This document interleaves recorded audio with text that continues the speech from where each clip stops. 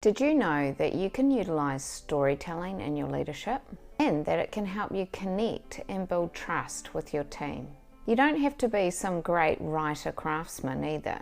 This is just about utilizing your own experiences and information to explain things in a way that is tied to a personal story. You might wonder, why on earth would I bother doing this? It is about human connection. Stories resonate with us on a deeper emotional level. This helps create a connection. Stories are more memorable than facts or figures or just straight information. So if you can tie information to a story, you have a much greater chance of your team remembering it and potentially persuading them to follow your lead. So how do you do this? First of all, get the vision of sitting down and reading a picture book to your team out of your head. Also, if you've got a mind that you're going to be standing up giving a great TED inspirational speech, you might want to flatten that dream a little bit too. There is a much simpler middle ground that you can take where you can describe things in a way that connects what you want to say or the message that you want to get across to your own personal stories or information that helps your team connect and remember it. The first thing to consider is who you're talking to. You will need to tailor your stories to resonate with your team's values, experiences and aspirations. With a younger team who don't have kids and perhaps are in their first job, trying to connect them or persuade them by telling stories about your kids might not resonate with them as easily, as they might not be able to connect what you're saying with their own reality. So perhaps you would be doing something like talking about your experiences in your first job. So think about your audience and what it is that you really want to get across to them. I use stories in a few ways. One of the easiest ones is trying to build connection with my team. Often these are more light-hearted and funny things that might happen in my life outside of work. This does two things. It reminds everybody that I have a life outside of work and that I'm not just somebody who is their boss at work.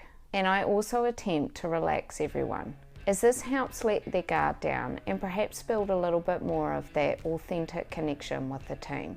I also tend to veer on the more amusing things and try and get a bit of a smile from the team.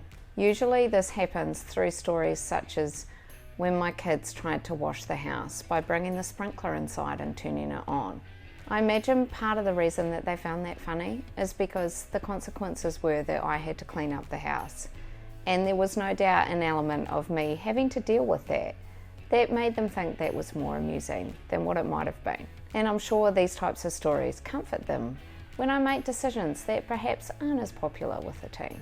Sometimes I use stories to break tension. Again, these are usually more light-hearted, but if the tension is around somebody having a bit of an attitude, I have used a story about a driving situation where somebody cut me off and was really aggressive and in a bit of a hurry. And as what often happens when you're in a hurry and trying to get ahead, you end up in exactly the same spot as you would have been if you'd just taken your time.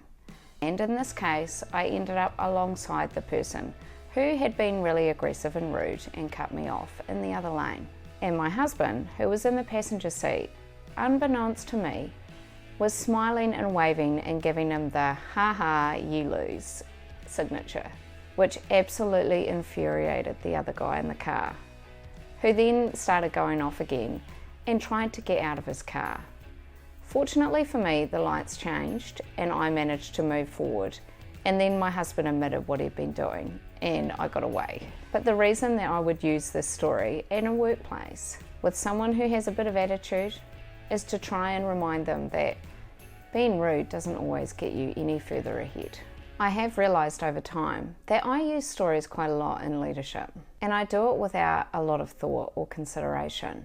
But earlier in my leadership journey, it took quite a bit of effort to get to the point where I was comfortable enough to actually tell a story and have a purpose in mind, as it is really important to think about the purpose of what you're trying to get across. I wouldn't recommend, for example, telling your team about all the crazy things you did when you were their age that aren't perhaps very leadership centered. It can send the wrong message and also blur the boundaries a little about what is appropriate to discuss at work. And if you want to watch my video linked on the screen about the importance of boundaries in leadership, please do so.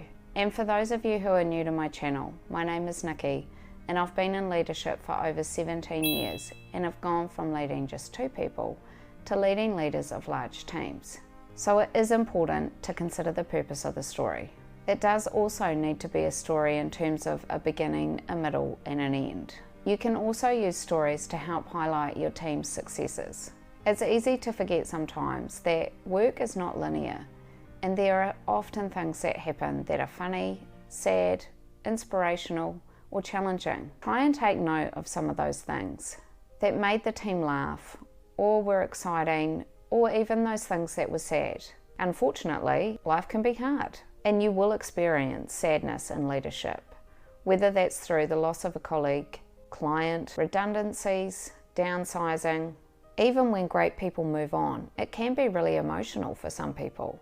And I've linked a video on the screen about dealing with grief in leadership in particular, for you to watch after this video if that's something that you need right now.